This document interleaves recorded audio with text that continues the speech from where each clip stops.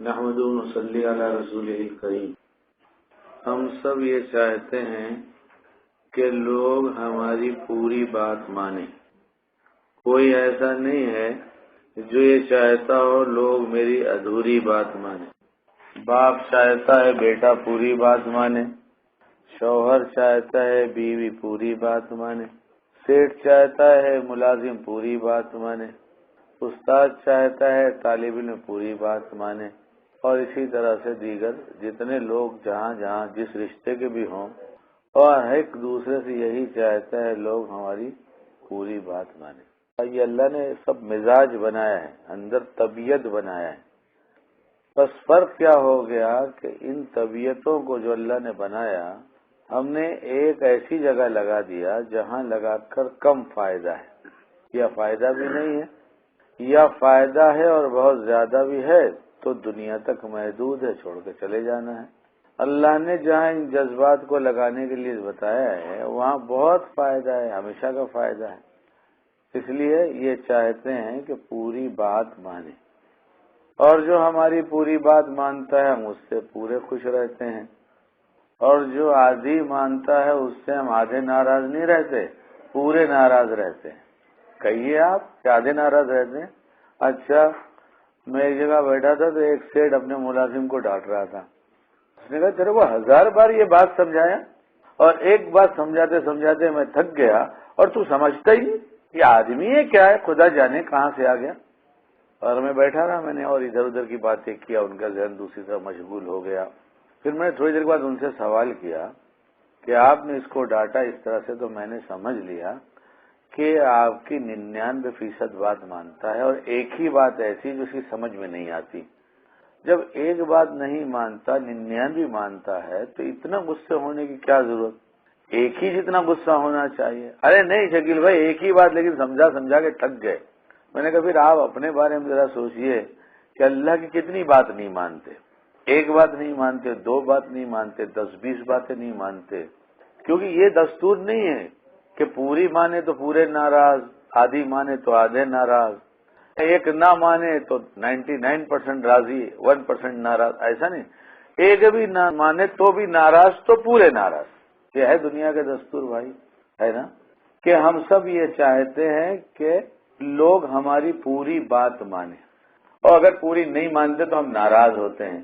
ایک صاحب نے نکاح کیا، ان کی بیوی آئی، انہوں نے صورت سیرت دیکھا، بہت خوش ہوئے، ہفتہ 15 دن 20 دن 1 مہینہ، تو بیوی کا معاملہ ایسا تھا کہ طبیعت بہت خوش ہوئی کہ واقعی اتنے دنوں سے تلاش کر رہا تھا، اللہ نے نیک بیوی دے دیا جس کی صورت بھی اچھی اور جس کی سیرت بھی اچھی۔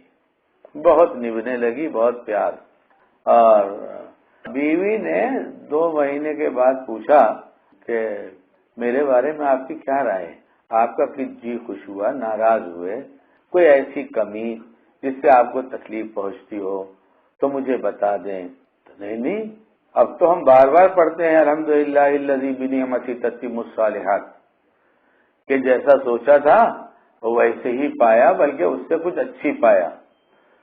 شروع شادی میں لوگ ایسے ہی لٹو رہتے ہیں اور ایسی ہی باتیں کرتے ہیں، جب 2-4 بچے ہو جاتے ہیں تو بہت اپنی نظروں سے گر جاتی ہے۔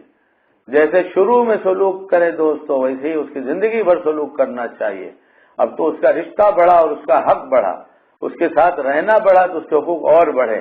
اللہ ہمیں سمجھائے، بیویوں پر بڑا ظلم ہو رہا ہے، اللہ معاف فرما دے۔ اب اس عورت نے پوچھا، اس لڑکی نے تو کہا بہت خوش ہے۔ تو اس لڑکی نے کہا کہ اچھا ایک بات اصل میں مجھے کرنی تھی اور میں موقع کی تلاش میں تھی کہ کبھی کر لیتی، آج اچھا موقع ہے تو میں آپ سے ایک بات پوچھنا چاہتی ہوں۔ تو اس نے سوال کیا کہ میں یہ جاننا چاہتی ہوں، زندگی بھر آپ کے ساتھ رہنا ہے اور یہ طے ہو جاتا تو اچھا تھا کہ میں آپ کی کتنی بات نہیں مانوں تو آپ مجھ سے خوش رہیں گے۔ کیا سوال کیا اس نے؟ میں آپ کی کتنی بات نہیں مانوں تو آپ مجھ سے خوش رہیں گے۔ وہ آپ جن کا تذکرہ کر رہا ہوں وہ ہم ہوتے تو کیا ہوگا؟ ابھی تو پہلے اوپر سے نیچے تک اس کو دیکھیں گے، کیا ہو گئے گا اس کو؟ تو کیا بولی میں سمجھا نہیں، ذرا پھر سے تو بول۔ ارے اردو ہی تو بولی جو روز بول رہی تھی، لیکن پوچھیں گے تو کیا بولی، ذرا پھر سے بول دو. نہیں، میں یہ کہنا چاہ رہی تھی کہ زندگی بھر کا ساتھ ہے، کچھ ایسی بھی چیزیں ہوگی جہاں آپ کی نہ مانوں، تو آپ کی کتنی بات نہ مانوں تو آپ مجھ سے خوش رہیں گے. تو آپ سوچیں کہ کیا ہو گیا اس کو، ابھی اس نے نافرمانی نہیں کیا، صرف یہ سوال کیا کہ اگر نافرمانی کچھ کروں تو کتنی کروں تو آپ خوش ہوں گے. تو اس وقت آپ سوچنا شروع کر دیں گے اس کو لگتا ہے کسی نے کچھ کرا دیا، کیونکہ لوگوں میں بہت چرچا ہو گیا تھا کہ بڑی محبت ہے اور ان کے گھر میں بہت اچھی لڑکی آئی ہے، تو لگتا ہے کسی نے کچھ کرا دیا. ابھی اس نے نافرمانی نہیں کیا ہے. دوستو یہی سوال اگر اللہ پاک ہم سے پوچھ لیں کہ میرے بندے جب تجھے یہ گوارا نہیں کہ تیری بیوی نافرمانی کے لیے صرف پوچھے کہ کتنی کروں تو ناراض ہو گئے، تو نے کبھی سوچا تیرے رب کی کتنی نافرمانی کرتا ہوں پھر وہ خوش ہوگا یا ناراض ہوگا؟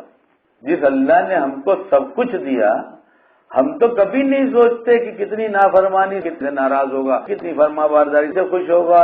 ہمارا جو جی چاہتا ہے کرتے، جیسے جی چاہتا ہے کرتے. کبھی سوچا نہیں کہ اللہ تعالیٰ بھی تو کہتے ہوں گے کہ کیسا نالائق آدمی.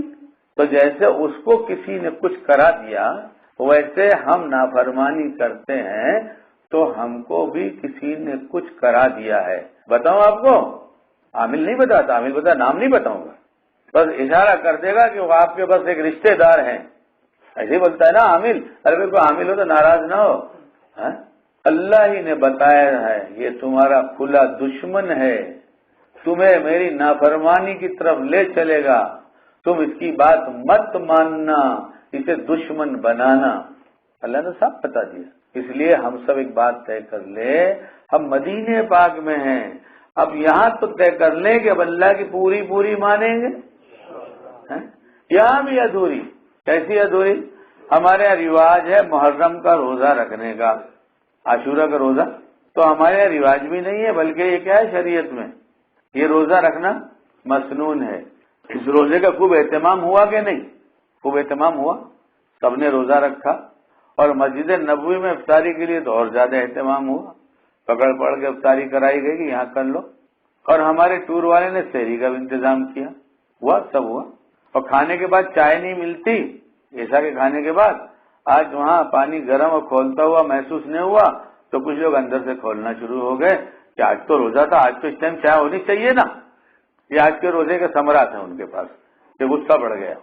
خیر روزہ آج کا رکھا گیا، کل بھی رہیں گے انشاءاللہ، ہے نا. یہ کیا ہے؟ یہ ہے مسنون. اچھا فرض کا درجہ بڑھا ہوا ہے کہ مسنون کا؟ فرض کا درجہ اور مسنون کا نہیں. مسنون کبھی کبھی کسی حالت میں چھوڑا بھی جا سکتا ہے، اور فرض نہیں چھوڑ سکتے نا. سب سے بڑا حکم کیا ہے؟ فرض ہے. اس کے بعد کیا ہے؟ واجب ہے. اس کے بعد کیا ہے؟ سنن مؤکدہ ہے. پھر اس کے بعد کیا ہے؟ سنن ہے. تو یہ آج کا روزہ رکھنا کیا سنن مؤکدہ ہے کہ ایسی سنت ہے کہ جس کا جی چاہے رکھ لے اور جس کا جی چاہے چھوڑ دے؟ اس روزے کو چھوڑا جا سکتا ہے لیکن فرض احکام کو چھوڑا نہیں جا سکتا، نہیں نا. تو میری اب یہ گزارش ہے کہ جب آپ یہ بات سمجھ رہے ہیں تو اگر ہم نافرمانی کر رہے ہیں، فرض کو چھوڑ رہے ہیں، تو اللہ کی بڑی نافرمانی کر رہے ہیں کہ نہیں کر رہے ہیں؟ اور ابھی یہ بات ہوئی کہ تھوڑی سی نافرمانی کرے تو ہم ناراض ہو جائیں گے. مدینے پاک میں رہ کر بھی نافرمانی کرے، ارے یہی تو سارے احکام جاری ہو. عورتوں کی لبیک زور سے پڑھے تو کیا حرج کی بات ہے؟ حرج کی بات ہے کہ نہیں ہے نا. عورتوں کی لبیک کیسی ہونی چاہیے؟ عائشہ لبیک میں کیا کہہ رہی ہے؟ یہ لبیک اللہم لبیک، اے اللہ میں حاضر ہوں. یعنی اتنا تک نہیں کہہ سکتی زور سے کہ میرے اللہ میں حاضر ہوں. اور کھانا کھاتے اور پردے کے پیچھے بیٹھ کر پورے گاؤں کی باتیں کرنا، پوری یہاں وہاں کی باتیں کرنا، حرم سے نئی نیوز لے کر آنا. او مولانا یونس صاحب مر گئے، اللہ ان کی مغفرت فرمائے، خوب درجات بلند فرمائے. وہ تھے نا پونا کے بہت بڑے اللہ والے، کیا اللہ نے بہت ان سے کام لیا ہے، اللہ غریق رحمت فرمائے، درجات بلند فرمائے. انہوں نے کہا کہ ہمارے یہاں ایک رکشے والا تھا، رکشے والا دن بھر کیا کرتا ہے؟ گھر میں بیٹھتا ہے، روڈ پہ دوڑاتا ہے گاڑی کو. کہنے لگا ایک دن کہ حضرت میں دن بھر گاڑی روڈ پر دوڑاتا ہوں صبح سے لے کے شام تک، اور میری بیوی صبح میں فجر سے پہلے ہنڈا لے کے پانی بھرنے جاتی نل پر، تو اتنی دیر میں ساری دنیا کی خبریں لاتی ہے اور مجھے کچھ خبر نہیں رہتی۔ اب بتائیے عورتوں کی آواز کو چھپانا فرض ہے؟ دیکھو میں نہیں کہتا، میں تو پڑھا لکھا آدمی نے، میں کیسا مسئلہ بتاؤں؟ مفتی صاحب سامنے بیٹھے کہتے آواز کا چھپانا فرض ہے، تو آواز چھپائی نہیں جا رہی اور مسنون روزے کا خوب اہتمام ہو رہا ہے۔ تو ہم اپنی طبیعت سے دین پہ چل رہے کہ نہیں چل رہے؟ میرے محترم بزرگوں، دوستو، میری مائیں بہنیں برا نہ لگائیں، میں اس لیے کہہ رہا ہوں کہ موت ایک دن آ جائے گی۔